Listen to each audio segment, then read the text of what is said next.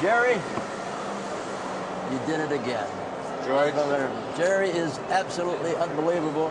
And now the ultimate, the Shark Attack for 2006. We got a great alliance. We got a great fun, great friends here at the Autorama in Detroit for many years and many more years to come. Jerry, I remember when you first came to me with the photo of an old four-door sedan, a Hollywood Graham, sitting out in some lot in Ohio, isn't it? Fort Wayne, Indiana. Fort Wayne, Indiana. And he says, sends me a picture, email, and he said, George, what do you think about this? And I said, well, it's got potential, but it has more potential than you think of, because being a four-door is something that a lot of people have not done, and they made changes. It's a 1938 Graham four-door sedan, which we bought out of Fort Wayne, Indiana. We started talking to George about designing it, and that was on New Year's Day. He went to the shop, started sketching, overnighted the pictures, and we started work. George decided to come up with a four-door sedan we had and make it into a two-door roadster with dual windshields. And like Jerry said, the car's 2 years old, almost 2 years old to the day. 1938, and Sharknose Graham, which was also called Spirit of Motion, they were around a couple years, but then I guess they just closed shop. It became Graham Nash, and then they just fell along the wayside. To my knowledge, and I haven't been into the hot rodding industry long, but I've seen, this is the third Graham street rod or custom I've ever seen before. There's one that's a four-door, and there's a gentleman from Maine who has one that's red and white.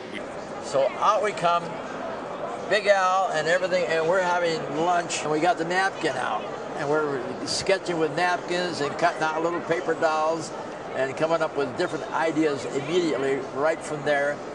And then Jerry runs home with the gang, with Zeus and all of us, and here we are emailing for a whole year back and forth of some of the things that was created as this car was becoming a real, beautiful, most exotic car ever. Where's Zeus? Zeus, get in here. Come on. Come on, Zeus. We got to have the gang here. It's very funny. A lot of these parts I found by spending numerous hours on the internet, searching different websites, and there is a couple places out there where people sell Graham parts, looking for Graham parts, and that's where we found the young lady out of, I think, Indiana or somewhere in the Midwest. Indiana. Who supplied us with the lights. And of course, we tell them what we're doing, but we can't tell them that we're making it into a hot rod or a custom. We tell them we're just restoring it back to original shape. The headlights are brand new, original equipment we found in the box. A lady in Indiana had them. Her grandfather had bought all the parts when the company went out of business. And there they are, the original Graham headlights from the little old lady, and I say it's a little old lady from Pasadena that moved to New Jersey. Well, look at the unique things that happens to the front end. You don't lose the character of what it was started out to be. Okay, let's take a walk around the car. I'll show you a few things that we've done. We made a dual cowl, double windshields. These are original taillights that we just relocated. We took them from away from the roof, put them in the back, hand formed the trunk, rolled all the panels. It's all done on an English wheel. Put the dual exhaust out the back panel.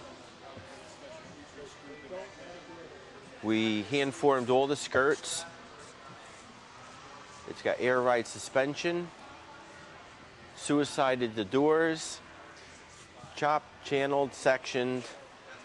Car is 17 feet long. All the moldings you see on the hood are all handmade, re-chromed. Parking lights are Harley Davidson. Hood ornaments original. Grill is original except chopped down a little bit. It's got rack and pinion steering. 350 V8 Corvette engine, aluminum heads. And even from the front end, even to the original hood ornament. You don't see many of those in wild-looking custom cars. You come up with different little innovations that makes it so important. Jerry, tell us a little bit more about some of the trouble you had. You know, forming the metal was a lot of work. Forming the metal was a lot of work. We stripped the frame down. First of all, sent it out for sandblasting. And once it was sandblasted, Jerry and George picked out the color, the right color to have it powder coated, which was a big deal for us. This is the first frame we had powder coated. We also put an Art Morrison front end. We spliced the front end, and pretty much from here on up, it's an Art Morrison frame. We also put an Art Morrison ladder bars in the rear, which really worked out well because the air ride that we installed in, the geometry of the air ride works perfectly. It snaps right up with the suspension Art Morrison provided for us.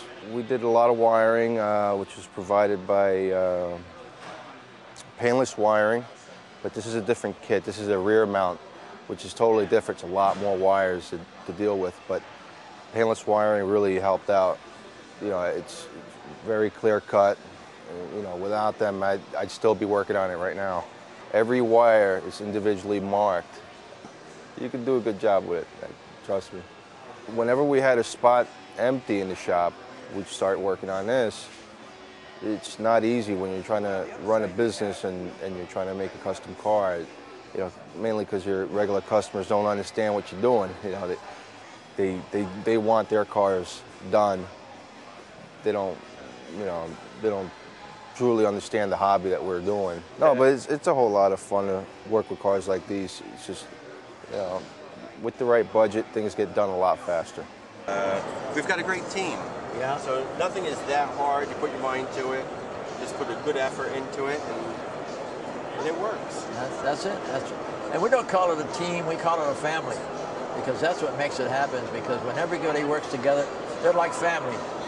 The ups and downs of the metal that doesn't fit, sometimes you got to re-alter the door, you got to change because you got to make it from a 4-door into a long 2-door suicide, and then the gull wing, and then also to come into the dual cowl windshield, V windshield going into the hood, into the consoles. There's just so many things that we can spend a good hour just pinpointing unusual parts of the car.